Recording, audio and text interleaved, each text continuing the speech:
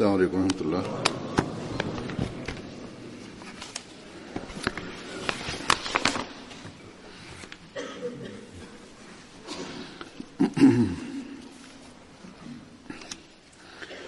أشهد أن لا إله إلا الله وحده لا شريك له وأشهد أن محمدا عبده ورسوله أما بعد فأعوذ بالله من الشيطان الرجيم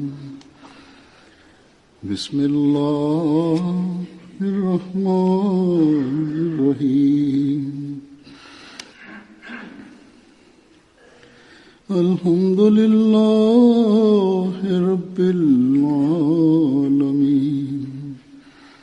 الرحمن الرحيم مالك يوم الدين إياك نعبد وإياك نستعين اهدنا الصراط المستقيم صراط الذين أنعمت عليهم غير المغضوب عليهم ولا الضالين.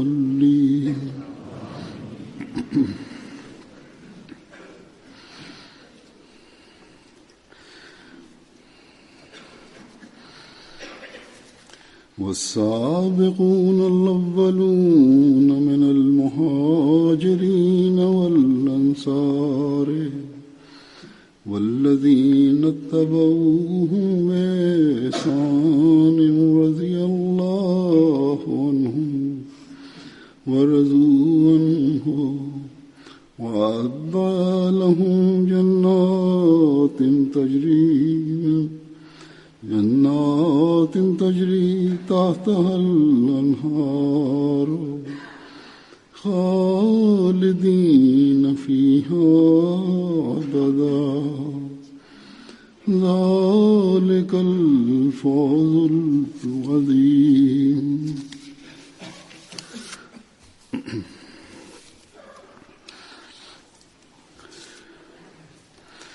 और मुहाजिरीन और अंसार में से सब.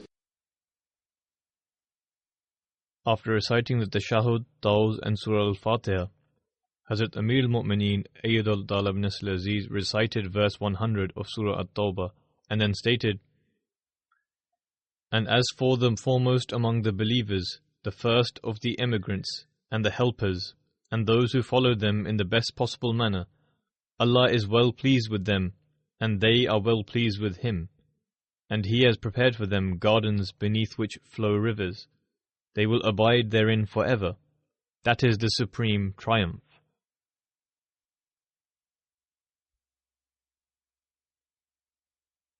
In this verse, the Sahaba, i.e. the companions of the Holy Prophet ﷺ, have been mentioned. Those who took the lead, those whose spiritual rank is the highest amongst all, those who have left all others behind in respect of their standards of faith and their acting in accordance with the teachings of Allah the Exalted. These are the people who were the first ones to believe and who left their examples as role models for others who were to come after them, so that those others may follow their role models.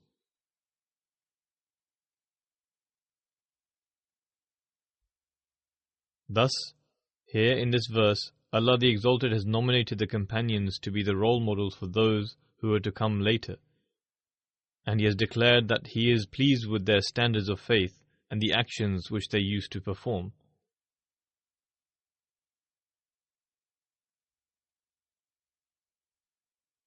They too held attaining the pleasure of Allah the Exalted to be the prime objective of their lives.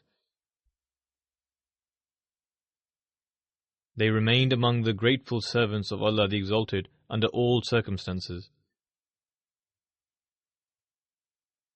Thus, Allah the Exalted states that those who will continue to follow those examples by adhering to faith, sincerity, loyalty, and righteous deeds, such people will continue to receive the favors of Allah.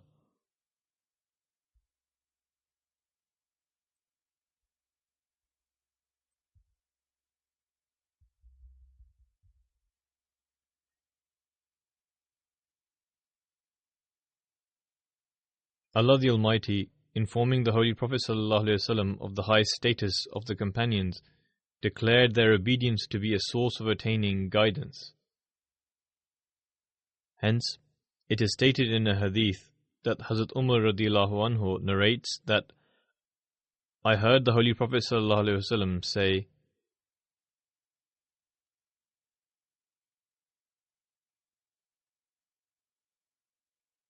I asked Allah the Exalted regarding a disagreement among my companions, upon which Allah the Exalted revealed to me that, O Muhammad sallallahu alaihi wasallam,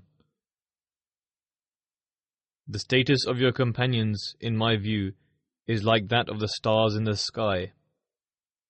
Some are brighter than others, but light is intrinsic in all of them. Thus, whosoever follows any of your companions, I will consider him to be on the right path. He will be guided in the eyes of Allah.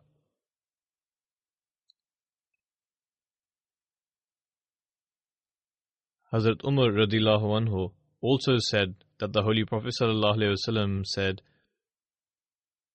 My companions are like stars. Whomsoever among them you will follow, you will attain guidance.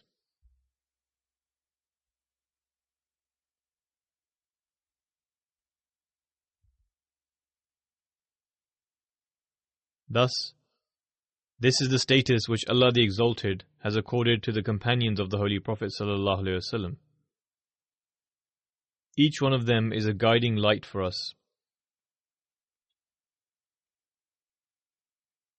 Relating about the status and the rank of the companions, and about Allah the Exalted being pleased with them, and them being pleased with Allah, the promised Messiah ﷺ said, The honourable companions demonstrated such truthfulness in the cause of Allah the Exalted and His Prophet ﷺ that heard the voice of the verse, Radiyallahu anhum wa radu an. This is a lofty status which the companions acquired. This means that Allah was pleased with them, and they were pleased with Him.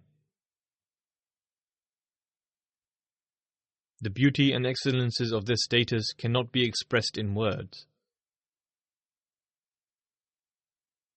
Words cannot encompass the beauty and excellences that are contained therein.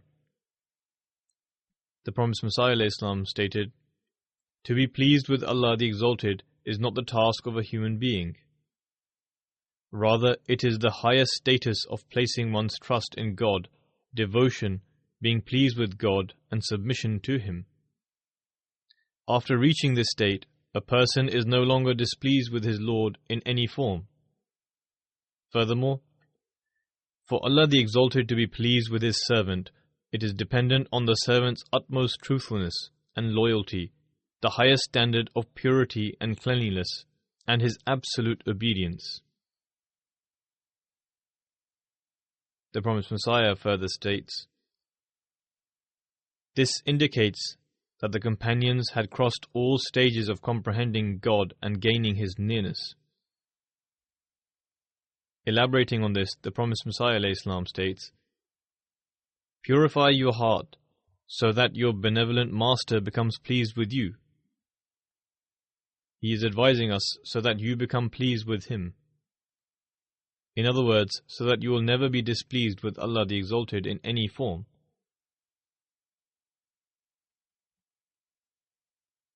Furthermore, in order to please Allah the Exalted, you must elevate your truthfulness and loyalty to the highest standard, your purity to the highest standard, your cleanliness to the highest standard, and you must also establish the highest standards of obedience.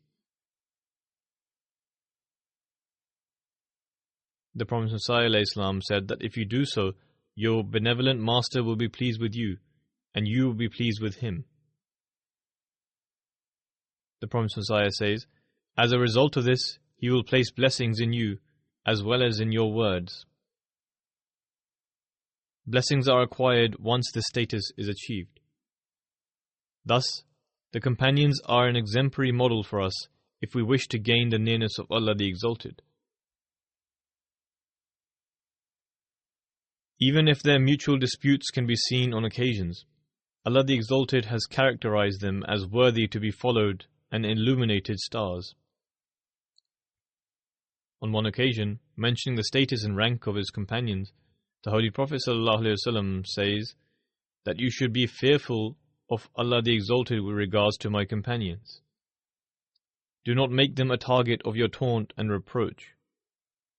Whosoever will love them will do so as a result of loving me, and whosoever will display hostility towards them will in fact do so as a result of displaying hostility towards me. Whoever will cause them grief has in fact caused me grief, and whosoever has caused me grief has in fact caused Allah grief, and displeased him. Thus, it is evident that he will be punished by Allah. Then on one occasion, the Holy Prophet ﷺ says, do not reproach my companions. There are various Muslim sects, and when they raise allegations against one another, Shias in particular, they say many things about the companions. The Holy Prophet ﷺ said, do not reproach them, and do not criticize any of their actions. By God, in whose hands is my life, even if you give charity of gold equivalent to the mountain of Uhud, you will not receive the same reward as them, which they received as a result of spending merely 1 or 2 portions, or even half thereof.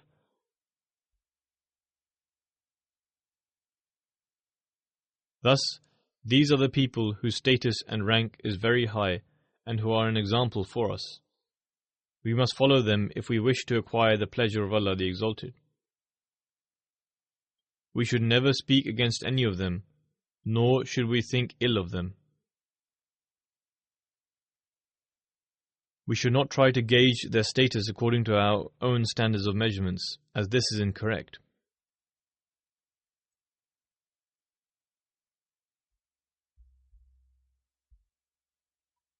Further enlightening us about the status and rank of the companions, the promised Messiah ﷺ states, if one observes with an eye of justice the sacrifices the companions of our perfect guide ﷺ made in the cause of God and His Prophet, they were exiled, endured cruelties, bore various forms of hardships and sacrificed their lives. However, they marched forward with truthfulness and devotion. Thus, what caused them to be so devoted? It was the passion for the true God, the rays of which had penetrated their hearts. Therefore, even if you compare this with any other prophet, you will be unable to find an example to match the teachings of the Holy Prophet ﷺ, his self-purification, his ability to make his followers loathe the world, i.e. materialistic things, and to bravely shed their blood for the sake of the truth. The promised Messiah ﷺ states, this is the status of the companions of the Holy Prophet ﷺ. Furthermore, their mutual love and affection has been depicted in 2 sentences of the Holy Quran. وَأَلَّفَ بَيْنَ قُلُوبِهِمْ لَوْ أَنْفَقْتَ مَا فِي الْأَرْضِ جَمِيعًا مَا أَلَّفْتَ بَيْنَ قُلُوبِهِمْ. In other words, this sort of affection would most certainly not have been created even if mountains of gold had been spent. The promised Messiah ﷺ says, now there is another community of the promised Messiah ﷺ which has to adopt the character of the companions of the Holy Prophet ﷺ. The Jamaat of the companions was that very community in praise of which the Holy Quran is filled. He says, are you like them? Whereas God says that the Messiah will be accompanied by such people who will be similar to the companions. The companions were those who sacrificed their wealth and their homeland in the cause of the truth and left everything behind. Perhaps you have heard the incident regarding Siddiq Akbar, i.e. Hazrat Abu Bakr radiallahu anhu, may Allah be pleased with him, on numerous occasions. Once when the people were asked to spend their wealth in the cause of God, he presented all of his possessions. When the Holy Prophet ﷺ inquired what he had left behind, he replied that I have left God and His Prophet in my home. The Promised Messiah ﷺ says, "Can you believe that the chief of Mecca only wore a blanket and the attire of the poor?" The status of Hazrat Abu Bakr radiallahu anhu was as the chief of Mecca. However, when he became a Muslim, he started to wear only a blanket. The Promised Messiah ﷺ says, "You may consider that those people had become martyrs in the cause of God. For them it was destined that paradise lies under the swords. However, we must not endure such hardships, as the commandment of Yada'ul Harb has been revealed for us. In other words, no wars will be fought during the time of the Mahdi." Then, whilst depicting the way in which the companions lived, the Promised Messiah ﷺ says, "Look, were the great companions of the Holy Prophet ﷺ desirous of enjoyment and fond of eating and drinking, as a result of which they became victorious over the disbelievers? Did they merely desire ease which enabled them to be triumphant over the disbelievers?" The Prophet ﷺ said, "This is incorrect. Even in the previous scriptures it has been mentioned with regards to them that they will stay awake in prayer during the nights and fast during the days. Their nights were spent in the remembrance of God and in contemplation. Furthermore, the following verses of the Holy Quran have entirely depicted the way of living by stating, وَمِن رِبَاطِ الْخَيْلِ تُرْهِبُونَ بِهِ عَدُوَّ اللَّهِ وَعَدُوَّكُمْ and يَا أَيُّهَا الَّذِينَ آمَنُوا اصْبِرُوا وَصَابِرُوا وَرَابِطُوا. That is, to tie your horses at the frontier, whereby you may frighten the enemy of Allah and your enemy. O ye who believe, be steadfast, and strive to excel in steadfastness, and be on your guard. Continue to be patient and demonstrate patience." The Promised Messiah ﷺ states, "What is the meaning of ribat? The horses which are tied at the frontier of the enemy are called ribat. Allah the Exalted commands the companions to be prepared to confront the enemies. Through this word of ribat, He turns their attention towards truly being prepared. They were entrusted with two tasks. Firstly, to physically confront the enemy, and the second was to confront them spiritually. For a spiritual confrontation, there is also a command for ribat, and that one must be prepared at all times." He states, "In the dictionary, ribat also means the soul and the human heart, and remarkably, it is only those horses that are tamed and well trained which can do this. Nowadays, the teaching and training of horses are carried out in this manner, and they are tamed and taught just as children are taught with special care and attention. If they are not taught, then they cannot be tamed, and will be completely useless. Instead of being of use, they will end up feared and harmful. Hence, the soul must also be trained in this way, and be kept under control, and the need to teach it is also there. Thus, ribat will only take place when a believer endeavors to make progress in knowledge and in actions, and by controlling his desires.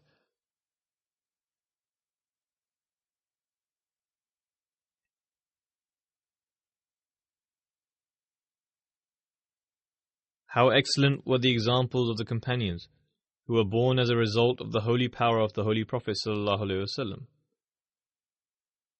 I shall present some of these examples.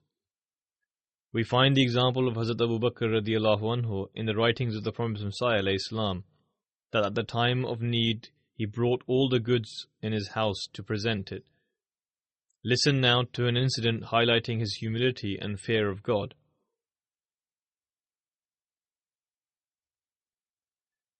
Once, Hazrat Abu Bakr radiallahu anhu had a disagreement with Hazrat Umar radiallahu anhu. They argued for a long time to the point where their voices were raised out of anger. Afterwards, when it ended, Hazrat Abu Bakr radiallahu anhu went to Hazrat Umar and apologized for raising his voice during the altercation and for using strong words.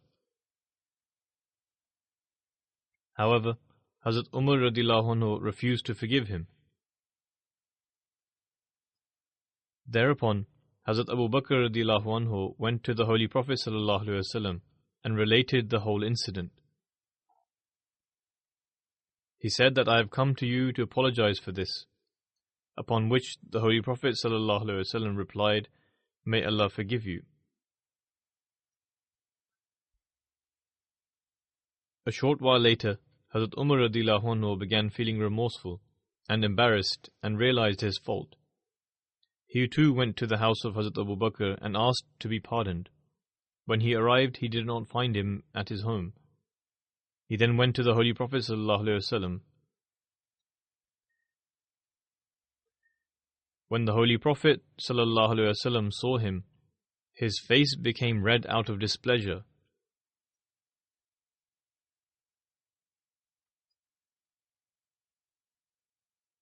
Seeing the Holy Prophet displeased with Hazrat Umar, Hazrat Abu Bakr fell to his knees and said, "The fault was all his, so forgive Hazrat Umar."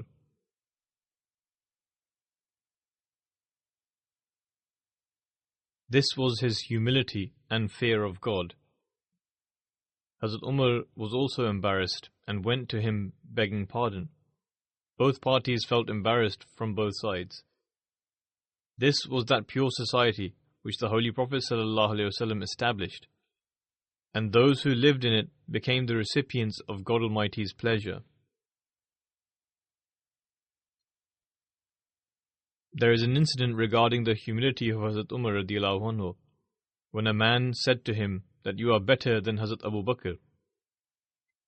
Hazrat Umar began weeping and said, "By God, just one night and day of Hazrat Abu Bakr is better than the whole lives of Umar and his offsprings."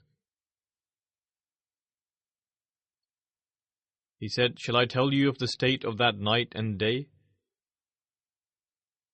The questioner affirmed.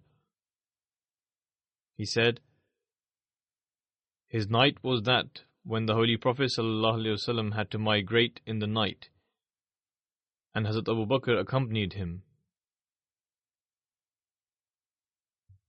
His day was that when the Holy Prophet ﷺ passed away, and the Arabs denied praying and giving the zakat. At that time, against my advice, he resolved to do jihad, and God Almighty made him successful in this and proved him to be right."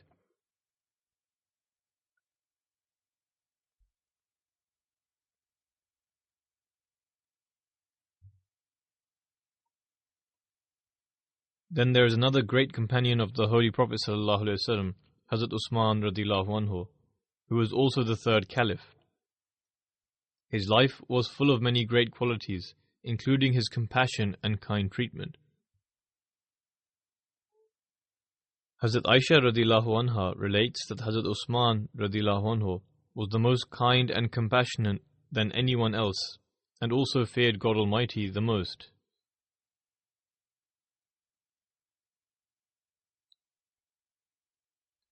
When the issue of expanding the Masjid Nabwi, i.e. the Holy Prophet's mosque, came about, and at that time there were many who were willing to offer sacrifices for their faith, the Holy Prophet ﷺ said that all of the neighboring houses should be included for the expansion of the mosque. Therefore, it was evident that these houses had to be bought from the owners. At this point, it was Hazrat Usman radiallahu anhu who stepped forward immediately and offered to buy the houses and gave 15,000 dirhams and purchased the area.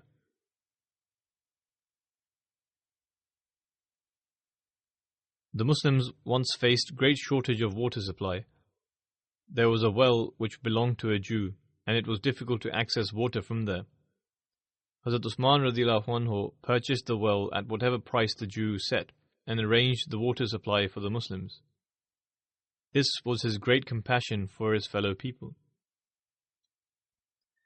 Then there is Hazrat Ali radiallahu anhu. Amir Muawiyah once told someone to describe the attributes of Hazrat Ali.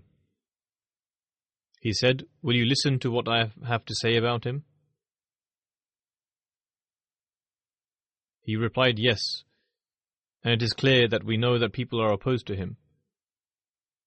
He said, "If you must listen, then hear that he possessed great courage and was very strong. He spoke decisively and decided matters with justice. A fountain of knowledge and wisdom flowed from him.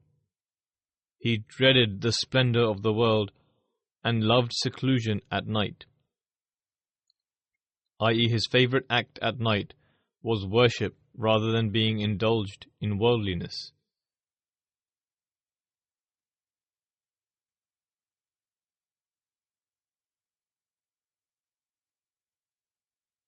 The narrator continued, "He would weep often and ponder over things for a long time. He would live a very simple life like us. By God, despite our love and affection for him, we would refrain from saying anything to him or say anything openly due to his awe.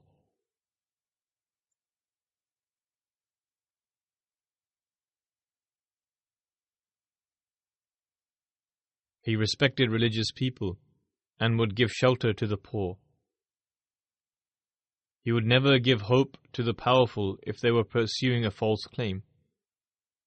If one was powerful and had a false claim or greed, and would wish to gain benefit from him out of greed, he would not give him the occasion to do so.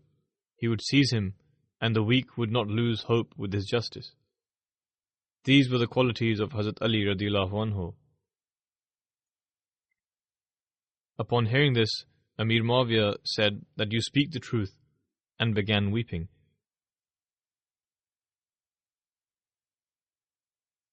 Hazrat Abdul Rahman bin Auf radiallahu anhu was a companion of the Holy Prophet sallallahu alaihi wasallam.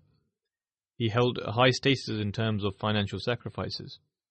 He was a very wealthy trader and had riches in abundance. Once, when someone was circling the Kaaba, he heard the voice of someone praying, "O Allah, save me from the covetousness of my soul." When he came to see who it was, he saw Abdul Rahman bin Auf.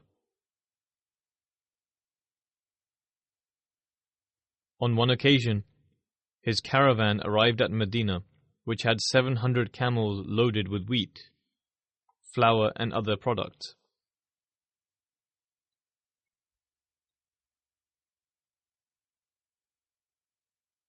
This enormous caravan became the talk of the town of Medina, that such a big caravan has come.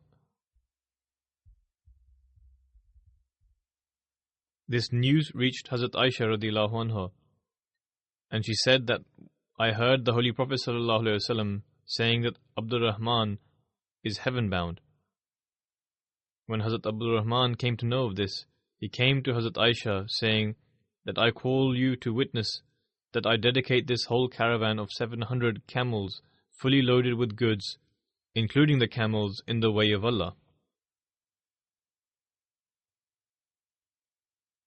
One can appreciate the high status of Hazrat Abdul Rahman from the incident when once he had an altercation with Hazrat Khalid radiallahu anhu. The Holy Prophet sallallahu alaihi wasallam said, "O Khalid, do not say anything to my companion. Even if one of you gave a mountain full of gold the size of Uhud, you would still not reach the morning and evening of Abdul Rahman bin Auf, which he had spent doing jihad in the way of Allah." Another companion was Sa'd bin Abi Waqqas radiyallahu anhu. The incident of declaring his faith after accepting Islam is so, as he states himself, that when I accepted Islam, my mother asked me, "What religion have you now adopted? You must forsake this religion in any case. Otherwise I will not eat or drink anything and will go on a hunger strike until I die. As a result, the people will say that you have killed your own mother and reproach you for killing your mother. He says, I told her not to do this because I can never leave my religion.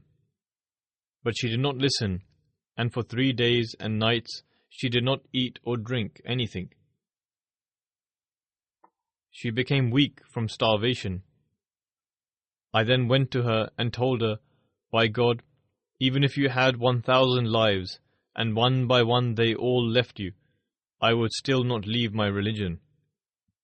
When she saw this resolve of her son, she started once again eating and drinking. God Almighty states that we should obey our parents and serve them, but when it comes to the matters of faith and of God, then one must first listen to the word of God. Sa'd bin Abi Waqqas also had the opportunity to serve and guard the Holy Prophet ﷺ. Hazrat Aisha radhiyallahu anha relates that when the Holy Prophet ﷺ travelled to Medina, there were days when the circumstances were difficult. Because of this, he could not sleep well at night. Many nights went by like this. One night he said, how good would it be if one of God's servants would come and keep watch at night? The danger would not be there, and I would be able to sleep at night with ease or rest for a while, for the little time which he would rest. Hazrat Aisha radhiyallahu anha says that while he was saying this, all of a sudden we could hear the sound of weapons. Then when the Holy Prophet ﷺ asked, who is it? The reply came, I am Sa'd. He then asked the reason for his coming. He said that I felt that there was a threat to your safety, so that is why I have come to keep watch. Thus, the Holy Prophet ﷺ slept comfortably and prayed for him. Hazrat Zubair bin al-Awwam, who was one of the companions of the Holy Prophet ﷺ, was absorbed in the fear of Allah. He was always fearful to do something that Allah the Almighty would hold him accountable for later on. On one occasion, his son inquired, why do you not narrate multiple sayings of the Holy Prophet ﷺ as the other companions? He responded, I have been with the Holy Prophet ﷺ ever since I accepted Islam, and have never separated from him. That is, he had accompanied the Holy Prophet ﷺ and had heard many things from him, and had many references of various narrations. But I fear this warning of the Holy Prophet ﷺ, in which he stated, anyone who attributes something inaccurate to me should prepare their abode in hell. So he was ever anxious and fearful lest he should say something which he may have misunderstood and found it to be incorrect. He was also very courageous and brave. When the siege of Alexandria was prolonged, he tried to climb the wall of the fortress using a ladder. His companions warned him about the severe spread of the plague inside the fort. He responded, it does not matter. We are here to combat the spear as well as the plague. And he climbed the fortress wall without paying any heed to the warnings of his compatriots. He was very wealthy and would give away a majority of his earnings in charity for the sake of Allah the Almighty. Then there is an account of a companion named Talha bin Ubaidullah radhiyallahu anhu, who was also very rich and would spend in the way of Allah the Almighty.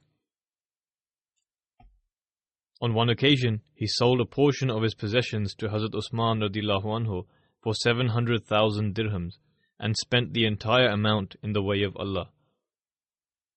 Hospitality was also a special virtue of his. On one occasion, 3 needy people from a tribe accepted Islam and came to the Holy Prophet ﷺ. The Holy Prophet ﷺ asked who amongst the companions will take the responsibility of supporting them.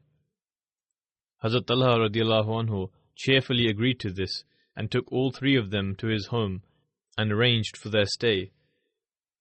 He continued to host them until he made them members of his household. It is narrated, he took care of them until death did them apart. Hazrat Talha radiallahu anhu also fulfilled the rights of friendship and brotherhood to the utmost degree. After receiving word from Allah the Almighty, when the Holy Prophet ﷺ announced forgiveness of Hazrat Ka'b bin Malik Ansari, who was excommunicated for not participating in the Battle of Tabuk, Hazrat Talha radiallahu anhu ran up to Hazrat Ka'b bin Malik radiallahu anhu and welcomed him in a frenzy and immense joy when he entered the gathering of the Holy Prophet ﷺ. He shook his hand and congratulated him. Hazrat Ka'b would always mention that no one else welcomed him in such a passionate manner as Hazrat Talha. One of his attributes that relates to marital relations was shared by one of his wives. She says, Hazrat Talha radiallahu anhu would return home joyously with a smile on his face. He was a very busy person, but he would not return home with such expressions on his face that would scare away his family members.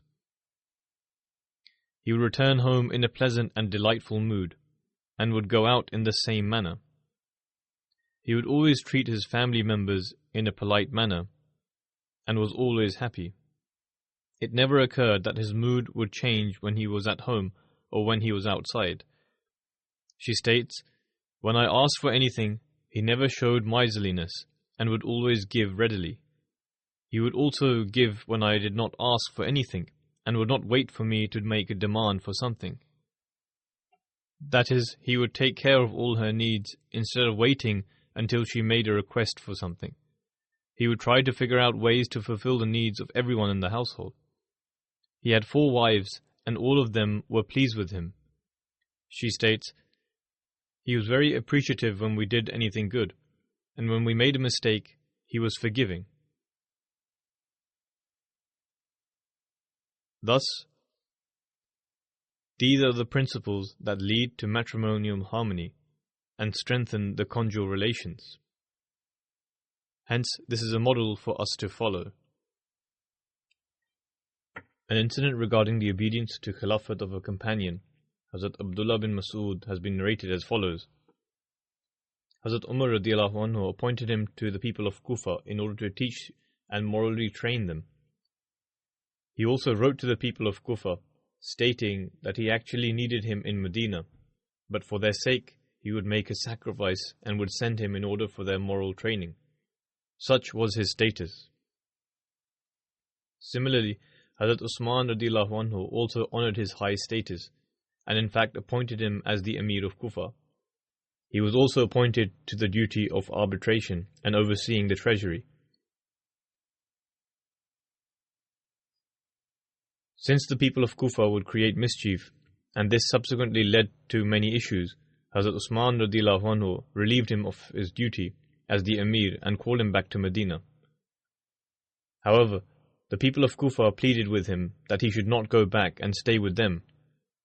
They also assured him that they would take the responsibility of ensuring that no one caused him any harm. Hazrat Abdullah bin Mas'ud replied that obedience to the Khalifa of the time was obligatory upon him, and that he could never allow himself to disobey him and open the door of any kind of evil, and hence returned to Medina. In regards to Hazrat Abdullah bin Mas'ud radiallahu anhu, one of the narrators stated that he had sat in many gatherings of the companions, but Hazrat Abdullah bin Mas'ud radiallahu anhu was unrivaled in respect to his detachment from the world and deep attachment with the hereafter. Even in his general appearance he was very elegant. Despite his detachment from materialistic things, a servant who worked for him once said that his clothes would be made from a beautiful white cloth and would wear a perfume of excellent quality. Hazrat Talha radiallahu anhu says regarding Hazrat Abdullah bin Mas'ud that his perfume had such beautiful fragrance that even in the darkest hour of the night, due to his fragrance, one could tell that Abdullah bin Mas'ud was coming. Thus he made use of worldly objects, but at the same time he was not deeply attached to it either. Then there is Hazrat Bilal radiallahu anhu, who endured every kind of difficulty, but he always proclaimed the oneness of God. He would be dragged across hard stones and hot sand, but despite this, he remained firm on his faith and would always repeat the words Ahad, Ahad, i.e. the one God, and that there was none worthy of worship except Allah, and Muhammad is his messenger. Then Hazrat Sa'd bin Mu'az, who was an Ansar, those who originally lived in Medina, while representing the Ansar on the day of the Battle of Badr, fulfilled the expectations of the Holy Prophet ﷺ had from the Ansar by declaring to the Holy Prophet that, O Prophet of Allah, we have believed in you and affirmed your truthfulness, and bear testimony that the teaching you have brought us is the truth.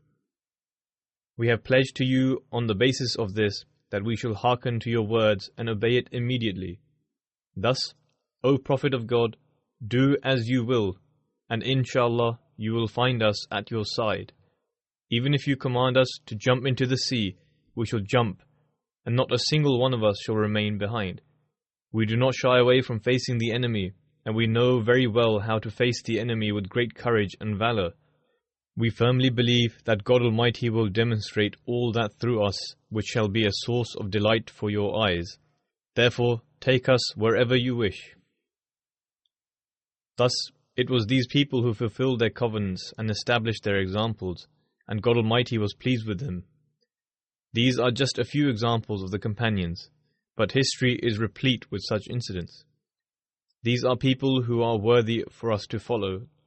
The Promised Messiah ﷺ states, success is completely impossible if one lets go of the Holy Quran.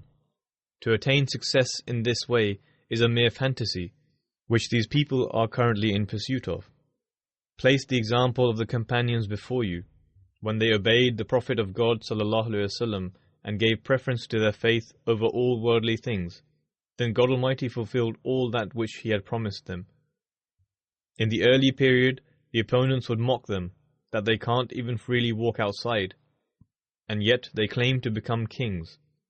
However, by immersing themselves in the obedience to the Holy Prophet ﷺ, they achieved all that which they did not have for centuries.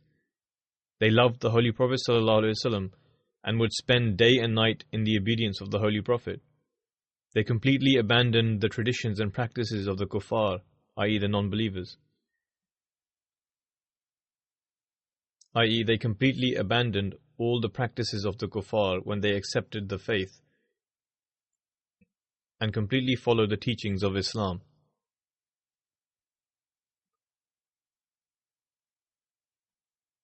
As long as Islam remained in this state, they continued to attain success and ascendancy. On one occasion, relating the excellences of the companions, the Promised Messiah ﷺ stated,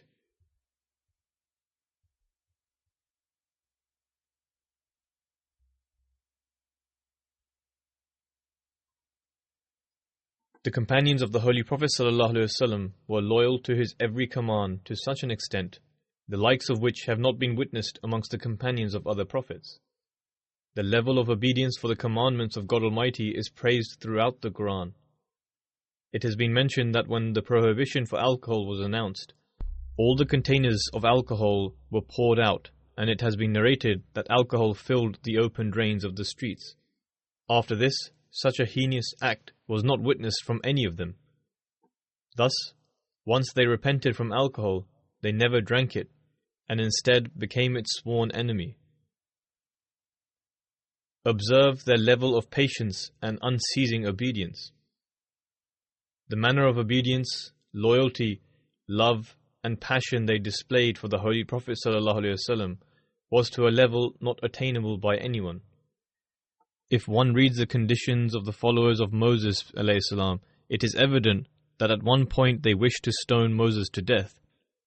Similarly, the disciples of Jesus were so irresolute and lacking in their belief that even Christians were forced to accept that Jesus ﷺ had declared them to be weak in their faith.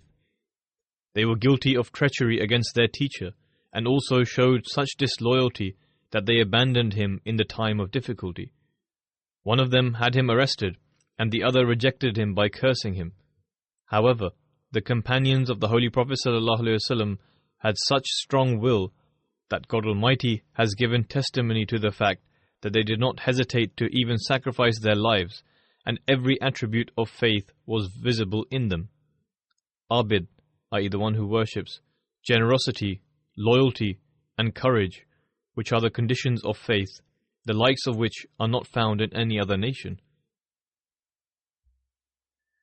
The Promised Messiah ﷺ continues by saying, "The example of the intensity of the trials and hardships endured by the companions is not found in any other nation in history. These courageous people endured all hardships, but never abandoned Islam. When the persecution reached their limit, they were eventually forced to leave their homes and migrated with the Holy Prophet ﷺ. When the mischief of the disbelievers exceeded all bounds, they sealed their fate, and God Almighty appointed these very companions to punish the rebellious ones. Thus, a people who would previously spend their nights in worship in mosques, who were few in number and ill-equipped, were forced to step into the battlefield to stop the onslaught of the opponents. These were known as defensive Islamic wars."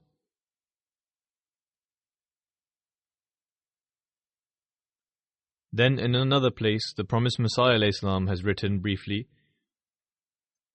"If one studies the era of the Holy Prophet ﷺ and his companions, one would discover that they were simple people. Just as a vessel becomes clean after polishing, their hearts were the same in that they were filled with divine light and free from the filth of carnal passions.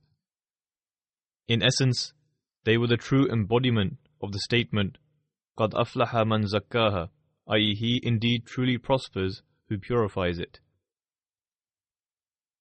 The Promised Messiah ﷺ states,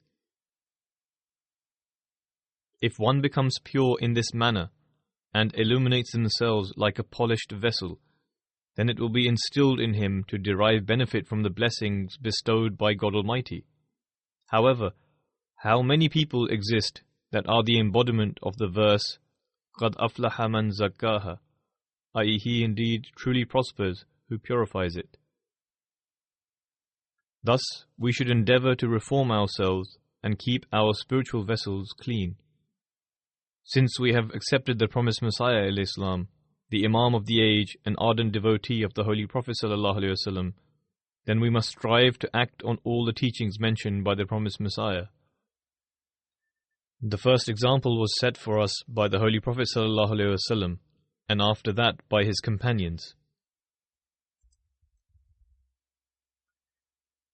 Only by following these examples can we become true Muslims.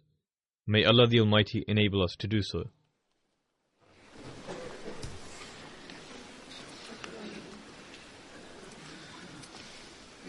Alhamdulillah, alhamdulillah, nahmaduhu wa nasta'inuhu wa nastaghfiruhu wa nu'minu bihi wa natawakkalu alayhi wa na'udhu billahi min shururi anfusina wa min sayyiati a'malina. من يهده الله فلا مضل له ومن يضلل فلا هادي له ونشهد أن لا إله إلا الله ونشهد أن محمدا عبده ورسوله. عباد الله رحمكم الله، إن الله يأمر بالعدل والإحسان وإيتاء ذي القربى وينهى عن الفحشاء والمنكر والبغي يعظكم لعلكم تذكرون.